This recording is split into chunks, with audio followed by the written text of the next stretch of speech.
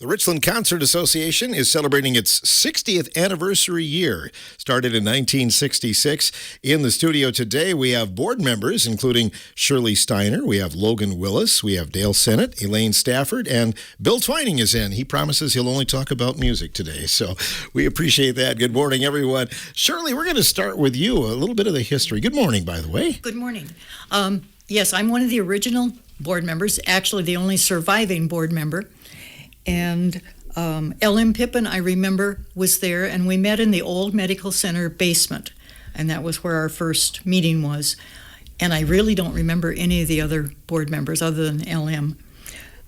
We had Allied Concert Association for our talent, and they would provide us with clips of artists, and then we would vote on who we would have and how much money that we could have. And an interesting thing is, at the very beginning, if we didn't sell tickets at the door, it was all tickets for the year, and we went door to door selling these tickets. We divided the town up, and the board members each took a part of it. And if we wouldn't have raised enough money, the board members would have had to pay.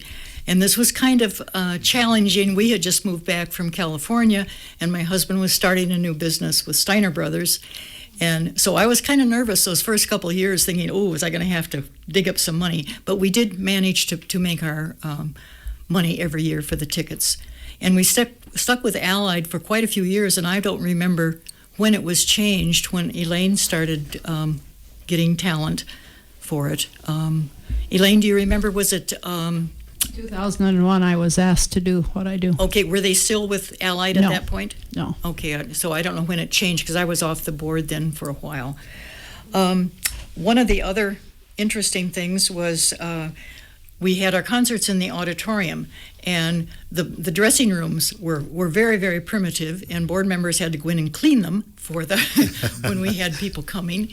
And then at one concert, and I don't remember the year, we had dual pianos, grand pianos, and so Steiner Brothers provided the manpower, and it was my husband, who was much younger then, and Dave Foley, and the other one was Bert Kelsey, and they hauled those grand pianos up the marble steps of the auditorium. Wow. With the piano players directing them how to get it up there, and then afterward they had to haul them back down.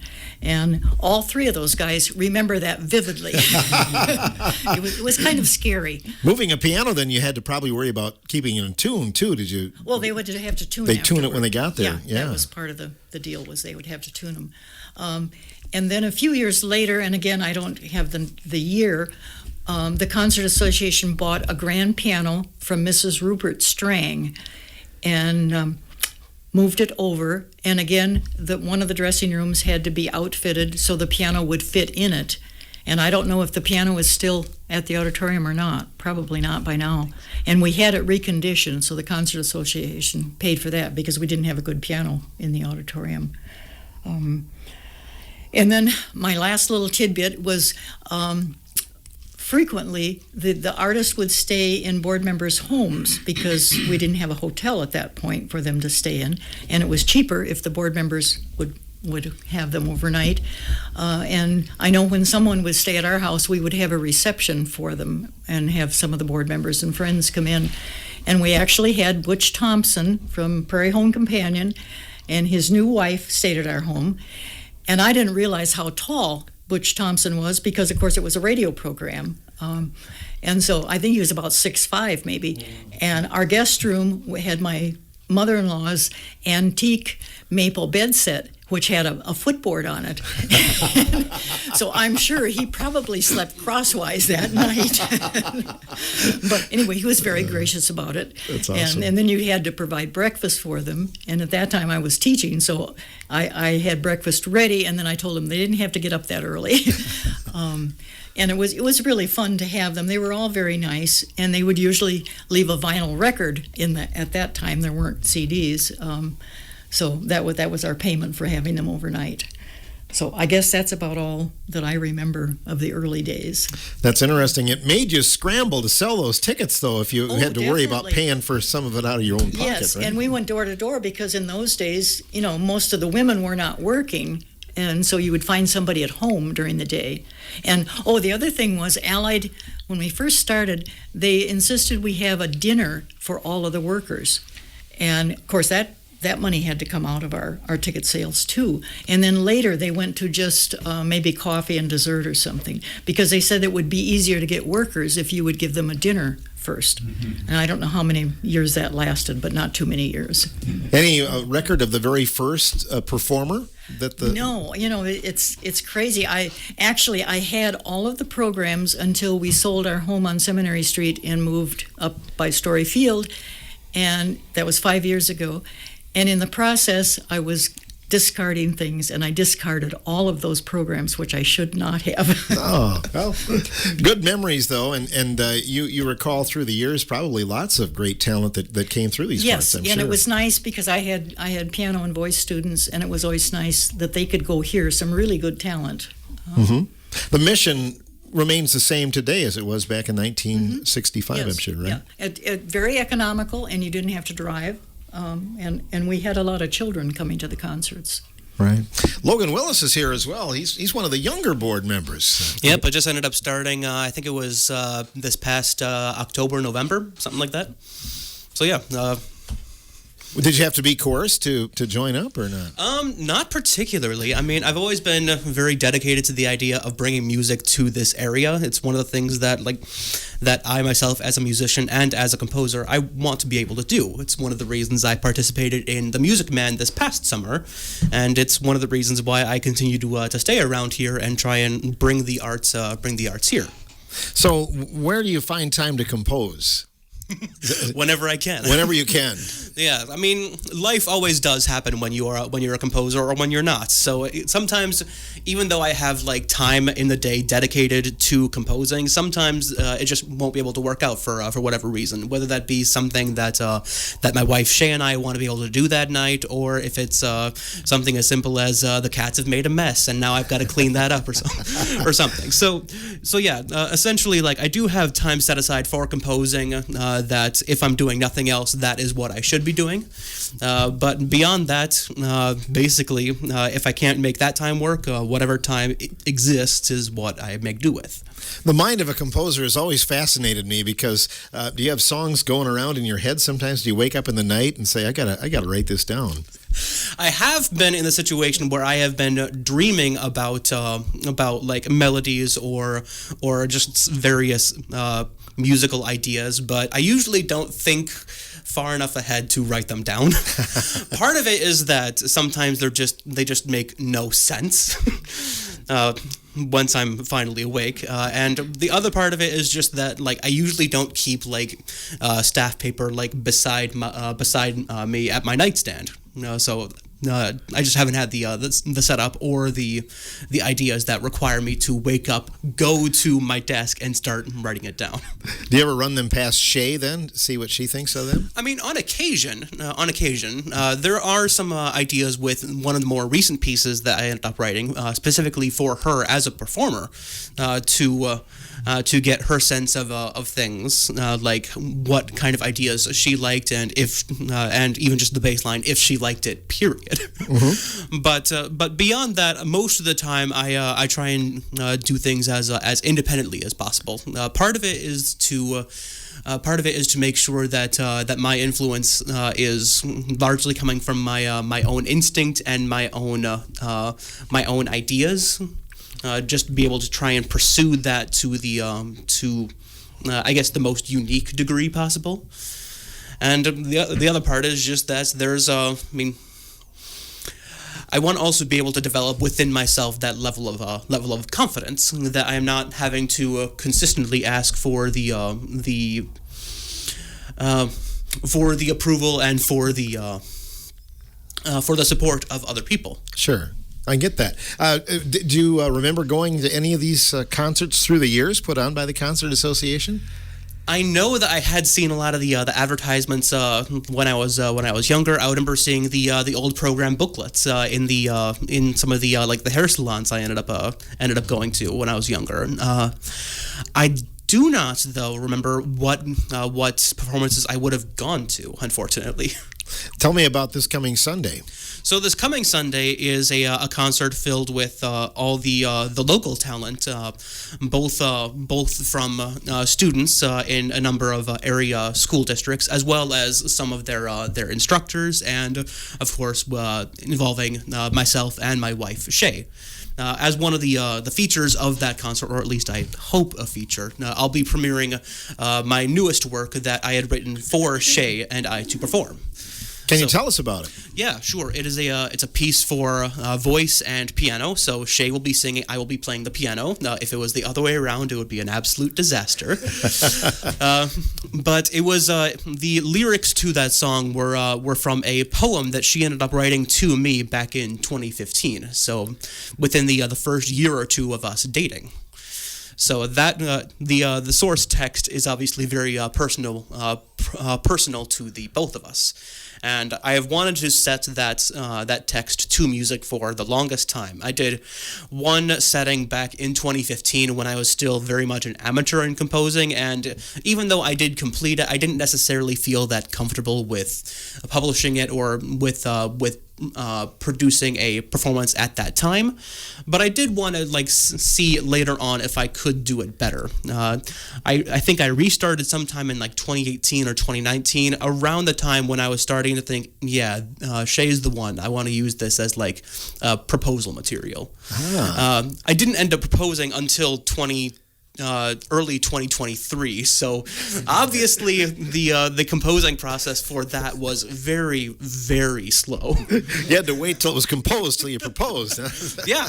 I wanted to make sure that there was a finished piece that she would be able to hold in her hands, hold the score in her hands, and be able to hear at least an electronic mock-up of it, so that she could actually hear it prior to a more professional performance. Yeah, that is outstanding. You talk about a personal piece. I don't think there's one that's more personal than that one, Logan.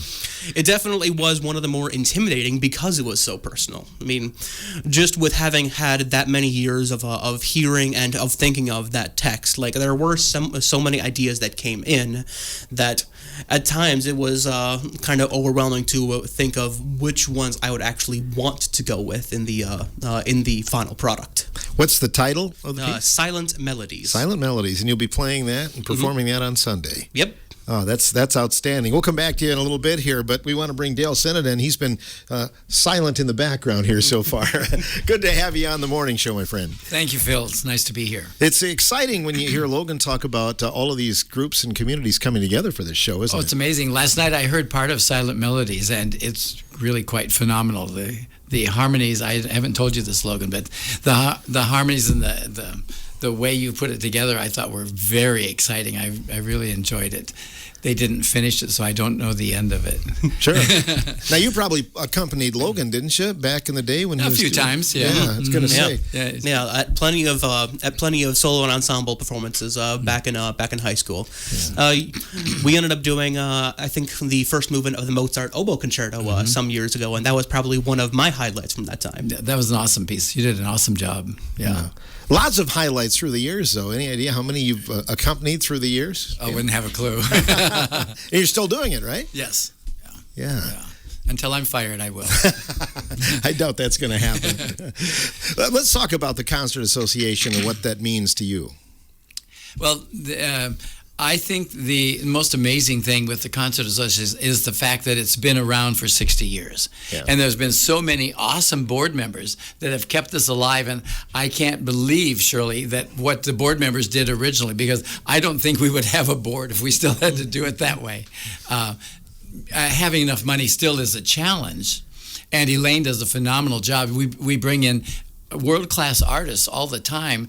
And when they have to negotiate with Elaine, they have to think a little bit, but they are wonderful. They come here for much less than they could get anywhere else, even performing in Madison. So we have really world-class performers, and they all say that they like coming here because they always get a snack after their concert from which Elaine has made too. So that is always nice.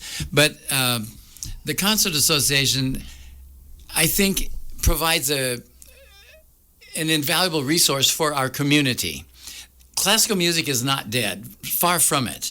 And as this weekend is going to demonstrate, we have so many in our community that are anxious and willing to perform. It is absolutely exciting. When we started, I didn't think we could possibly have that many people that would be willing to do so, students and adults. I think it's an exciting program, and we've got just amazing talent here.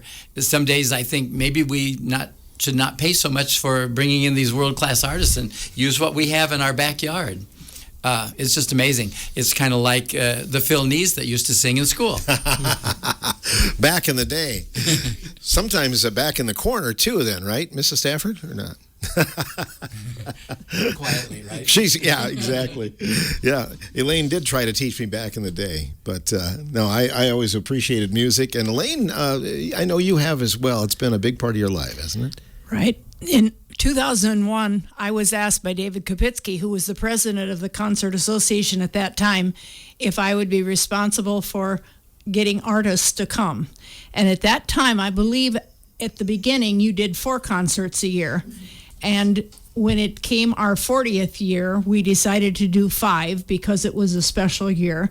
And now we do 6, 3 in the fall and 3 in the spring.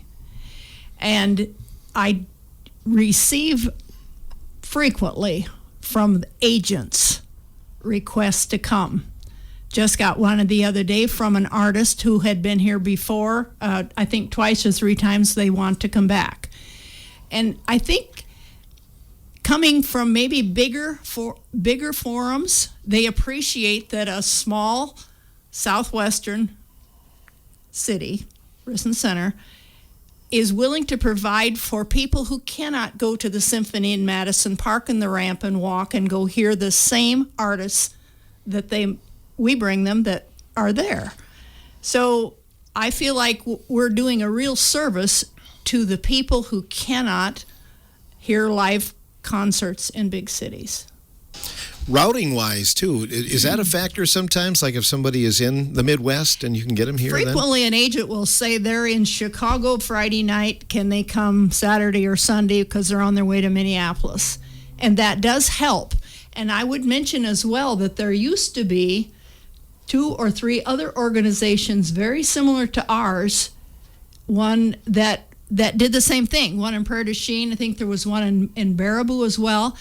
But those boards, for whatever reason, felt that if they changed their format to a different style of music, they could get more attendees. But our mission statement says classical music, and so we've maintained that. And we use show tunes, and we use patriotic, and we use sacred as well. But people want to hear Beethoven and Bach too. And so usually the first part of the program is maybe a little bit more formal. And then the second part, we like to have people recognize at least a few tunes when they leave, especially those of us, who have not made music our career. Dale, did you want to add to this? Yes, there was one thing I would like to mention, and that is many of the artists, they're just wonderful to talk to when they come. But after the concert, I've had very many of them say, it is so nice to come and have a more intimate type of place to play. And your concert goers are absolutely phenomenal and extremely appreciative. Many of them will allow questions afterwards, and they say, you've got some of the more insightful questions. So they really appreciate the group of people that do come and listen to them. And they make that very well known. They also like the food. You've had family members perform in the series too, haven't you? Sure. Yeah. Through the years. Yeah. Yeah. The lineup is set for the next year. Is that correct, Elaine? It is. I'm always pleased if I have it done by the 1st of March. Mm-hmm. And sometimes I'll get a request from someone that'll want to come in the current season that I already have committed to. So we have to say, well, are you available a year from now or later, just because of the way the schedule is. But I need to know, WRCO needs to know, so they can advertise for us, which we really appreciate. Yeah, is there a favorite type of music that comes through? No, but I will tell you that I work diligently to provide a variety. I can honestly say the only thing I think we have never really had is dance. when it comes to music. Because we do vocal, we do instrumental, we're doing large group. This year, our last concert next spring will be the Ridgetones from Verokra, very large vocal community people. And they're coming. We have heard them and are just really impressed with them. And so, we have had choirs. The Milwaukee Symphony was here once for our 40th. The Madison Symphony came to the high school auditorium. So it might be a solo pianist, and it might be our first concert, which is 4 ladies from Chicago, French horn players. Mm-hmm. So we do guitar, we do flute, we do vocal. We just really try to do a variety. I would say if I had to poll the audience, though, piano's probably number one. Mm-hmm. And I think it's because a lot of people started when they were young and didn't keep it up and then wish they had. Yeah. That really seems to be. We have done a few surveys in the past, and piano usually comes to the top. You have the shows at Richland Center Seventh-day Adventist Church. Dale, the acoustics must be pretty fine in that location. Yeah, the artists say that they really enjoy it, and we have a nice piano there that is well tuned and maintained. We've even had Christopher Taylor from Madison here several times. He's the professor that's international, and he enjoys the piano. So, and the singers like it, and many of them like to take pictures in the front of the church as well. So, and it's an open platform, so that I think that helps. Big show on Sunday. I'm guessing this, if everybody brings mom and dad and grandmas and grandpas, this could be a full house, couldn't it? Yes, I'm because the church was built in 1980 and it's got hot water heat, so there's no air ducts.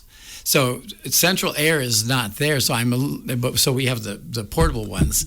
So I'm wondering how we will keep it cool when everybody gets in there, and we start blowing a lot of hot air around.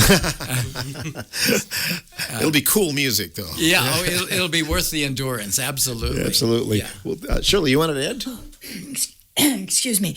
One of the highlights was when we had Greg Zellick, the organist from Madison, excuse me, the organist with the Madison Symphony, and he played at what is Richland Center United Methodist Church now, which used to be Trinity, and that was a very successful concert too. And Greg is an extremely good organist, and that was something special, I thought. Is that one of your favorites from through the years, Shirley? Yes. Yeah, good. I think he's been here at least 3 times. Yeah, the name sounds familiar. So good. We'll talk more about Sunday's show. We'll even let Bill talk here in a little bit. We'll take time out, though, on the morning show. We'll be back with more in a moment from WRCO.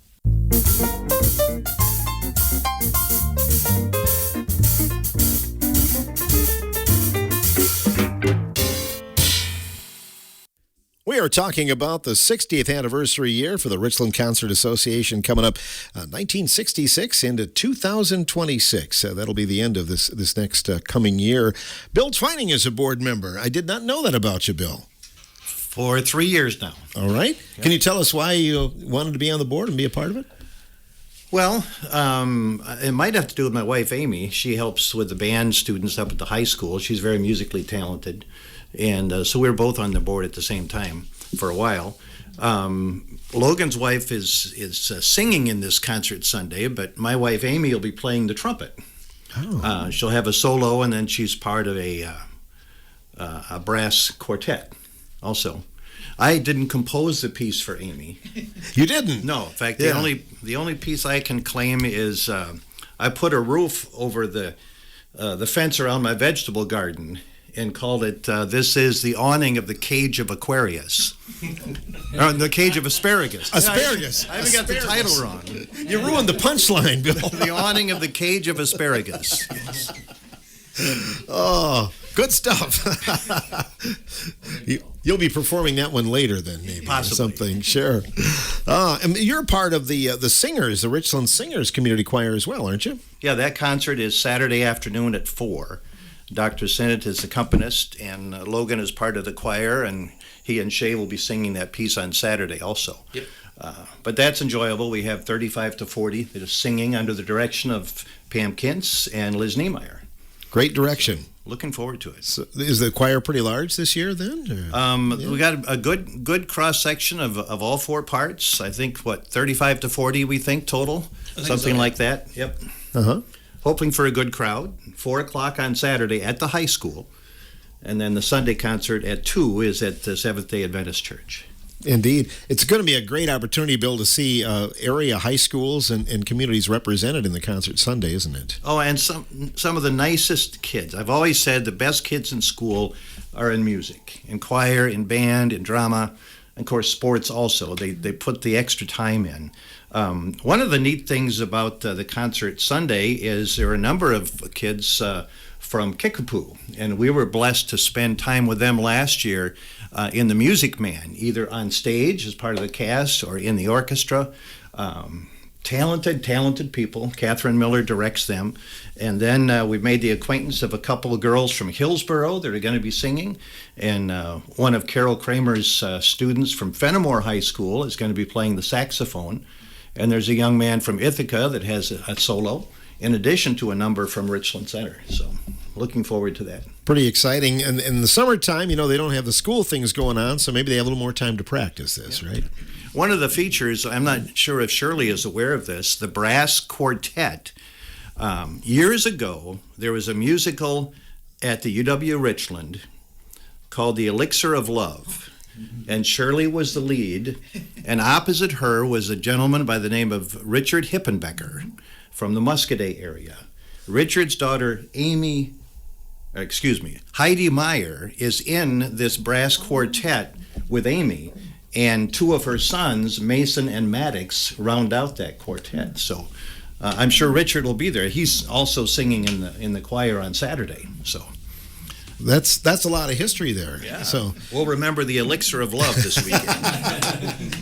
But did any of that group wrestle? That's the key thing, Bill. I'm not sure. Now, David Dosh was in the next one, the Music Man. He was a wrestler. He was a wrestler. Yes. It always comes back to that, doesn't it? David was in the Elixir also. Okay, all right. I do not remember that musical, so Long time ago. I was going to say. About 1975, I think. 74 or 5 in there. Okay. I think I was 35. 35, okay. Back in the day. 87 now. Yeah, that's awesome. Anything you want to add about the Sunday concert, Bill?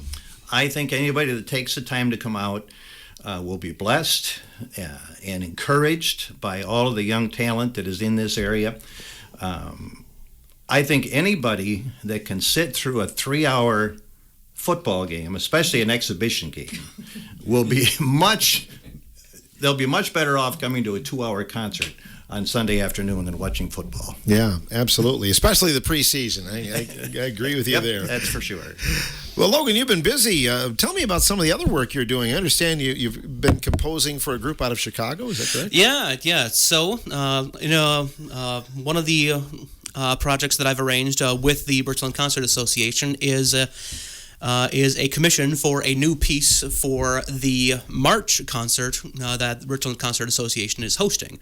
The performers are Jennifer Ruggieri, a harp player, and Matthew Coley, who is a cymbalom player. So the cymbalom being the hammered dulcimer instrument that is the national instrument of Hungary. So, as you can probably guess, there's not a whole lot in this area that would be performed. But he's a fantastic performer. Both of them have been regularly accepting new music for their group, the Ataraxia duo. That's what they call themselves. And it just so happened that when I asked them, hey, I'm kind of interested in your duo, would you consider me writing a piece for you guys? They were already in the process of looking for repertoire for their very new duo, and I just lucked into having very receptive performers who would be willing to work.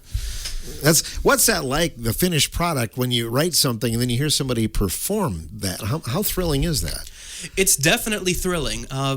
I would say the primary feeling of that, though, is not necessarily thrill, but of much more of a learning experience, because sometimes the ideas that you have in your mind are just not what the sounds actually sound like when they're being performed by the live instruments in front of you. Because there are sometimes some aspects of the instruments that you just don't anticipate until you actually hear them performing your material.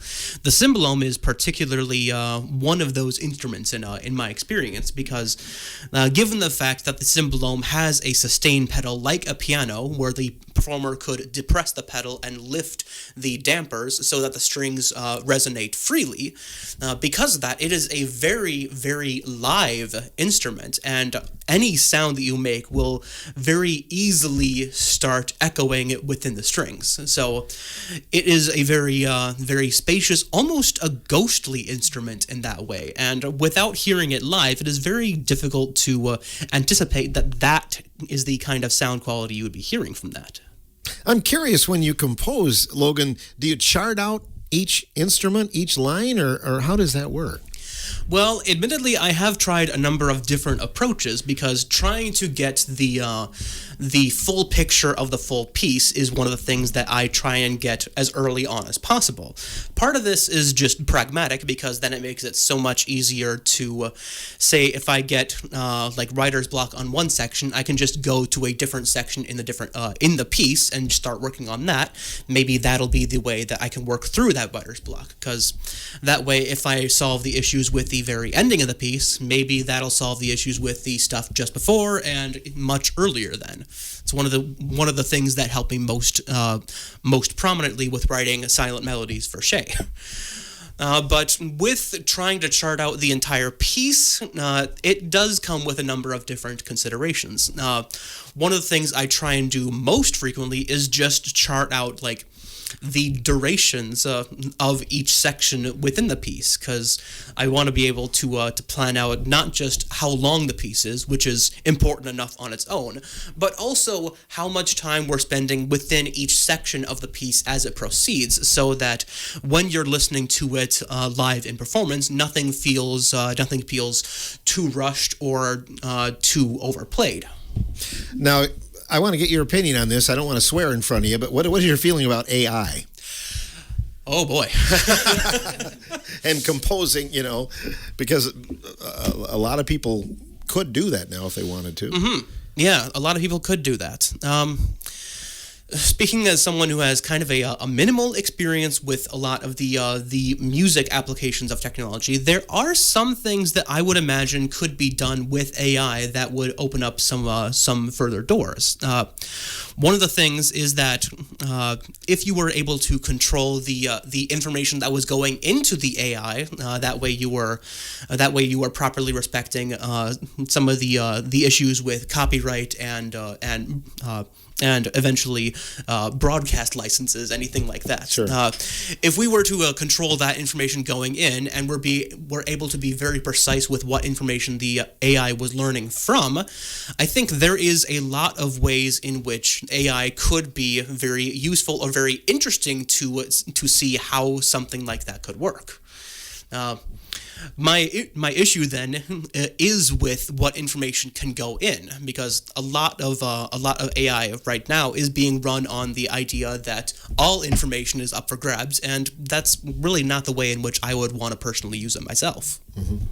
Yeah, it's interesting because they're even using deceased artists and making songs by them using, parts of their voice through the years, and that's that's kind of strange. Yeah, and I admittedly have conflicting feelings on that one, because I mean, on some level, I feel like it is at least somewhat similar to the practice of composers completing deceased composers' works. True. I mean, Gustav Mahler, as an example, ended up leaving a lot of sketches and the entirety of the first movement of his 10th symphony written out, but he ended up passing before he ended up finishing that. There was another musicologist, Derek Cook, who ended up completing the symphony based on his existing sketches. I think the majority of his work was in orchestrating those sections, so assigning the musical materials to what instruments were going to play them. And that was the way in which the quote-unquote full 10th Symphony was able to be heard. But that being said, it is still even with it being as close to Mahler's vision as it could be, it is still distinct from that artist, because that artist is not the one who ended up doing the completion of it. It is always going to be a Mahler plus Derek Cook idea. And I think a lot of AI using either the voices of or even the like in progress songs of deceased artists is along that same lines. Yeah, that makes sense. That's a good comparison. Surely you're amazed by Logan's ability and knowledge and. No, I'm not amazed at all. I've known him since he was in 8th grade. So you had him as a student? As a voice student. A voice student. But I was introduced to him when he was playing oboe. Okay. Back in the day. So Yeah. one of your proud moments, you've had many of them over the years that you've taught, haven't you? I've had a lot of students, and I've really enjoyed teaching. Yes. Indeed. As far as the vision for the future here for the Concert Association, having been there on the ground floor, I think it's in good hands. I'm so pleased with what they've done with it. And again, I think a lot of it is that it's an economical way of people in the community getting to hear good classical music. Yeah, I wonder about, because it's a very minimal price, Elaine. How do you swing that budget, by the way? Well, prior to COVID, we sold ads and put together a program booklet. It had all the concerts in it, the artists, some bio information on them, and some comments on the literature they were going to perform. So people got that at the very first concert for the entire year. And then when COVID hit, there was such a struggle for businesses and whatever, we didn't do that anymore. And I would simply say that it's not easy, because we've kept our prices so low so that people can come, and we so appreciate donations or sponsorships for concerts that people are willing to do. And of course, I do say to some of the agents, is something better than nothing, because sometimes they'll say, we want 25,000 to come, and we just can't do that. Wow. Yeah, I wondered about that. Yes. Because I have frequently had that. I think the most we have paid is 10. But when we put together 6 concerts, and I would honestly say to our listening audience and to those of us that are here, I feel like if you like at least 4 of the 6, I've done my job. Because I don't expect everyone to like the same instrument or the same style of music that is performed. But if you like 4 or 6, I think for an adult, $50 for 6 concerts, pretty reasonable. That is very reasonable. Yeah. And I'm guessing once in a while you go thinking, well, I'm not sure that this is my style, and somebody blows you away, basically. That's right? very true. We have a lot of people that will say on the way out, that isn't what I thought, but I really liked it, or this is the best one yet, and they've been coming for years, and I say, how can that be? But children are all free. And a family membership for one concert season is $80, and I think that's very reasonable. Fast food really doesn't do that for you 6 times, does it? No, that's exactly right. Dale, anything you want to add this morning about the year? Yes, please. A couple of things. The sponsorships and the donations are really critical, because we don't go out soliciting.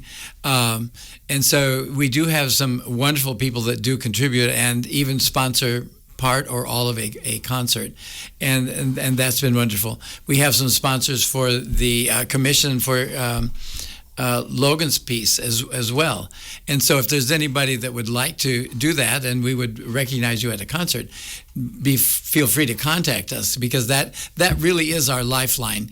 Because even the Madison Symphony says you can't sell enough tickets to cover the cost of a concert. And that's why, in part, we have not raised our dollars for getting in many. I think since I've been there, and I don't even know when I started, because you can't raise it enough to make a significant dent in the cost of 6 concerts. So keep it easy, and you've got wonderful people that will make up the difference, and that's really what it does. And so far, the board members have not had to chime in and pay for the concerts, like the old days. Do you pass the hat? I mean, is there a collection box there as well at the show? Well, no. Our treasurer sits out there and sells tickets and will accept any donations of any amount that you wish. And we are a 501c3 organization, so all the contributions are tax deductible.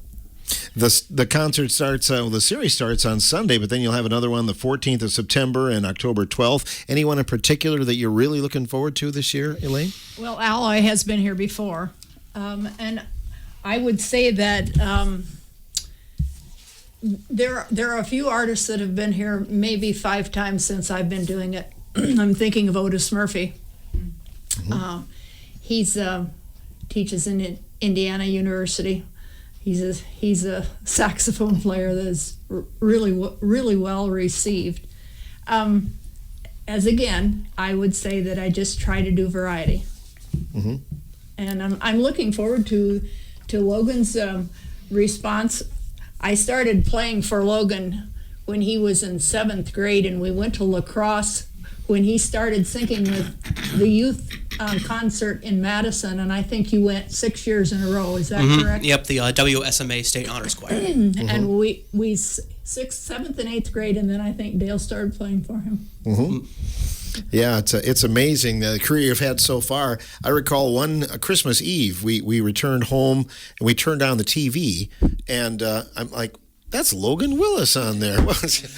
You're playing with a group of young people from Madison, I believe. Yeah, it was probably the Wisconsin Youth Symphony Orchestra. They often do Christmas Eve contributions for their Christmas Eve show. Sure.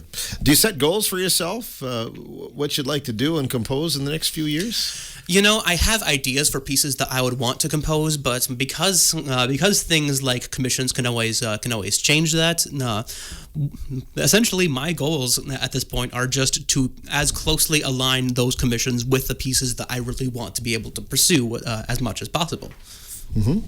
Surely it's going to be a proud moment, I think, as you start the new year. Anything else you want to add about No, this? I'm just happy it's still going. Still cooking, yeah. Well, thanks for your remembrances today. Okay. So that's awesome. And Bill, you're looking forward to this weekend, the Sunday show, and good luck. Are you singing on a hill far away Saturday then, are you? Or? No, I'm singing in the garden. In the garden, okay. We're going to put you out in the garden. This is an exciting time for me. I always enjoy going to the high school and middle school concerts, not only at Richland Center, but around the area, whatever I can catch, band or choir. Mm-hmm. I really appreciate the effort that the students put in and the instructors as well. We're blessed to have a lot of talented people in this area, and people in this area will be blessed by what they can hear at the 2 concerts coming up this weekend. Yeah, it sounds like lots of high schools represented on Sunday as well. Well represented, and I think you'll enjoy it. Very good. Yep. Thanks, everybody, for coming in today. And good luck with the new season, too.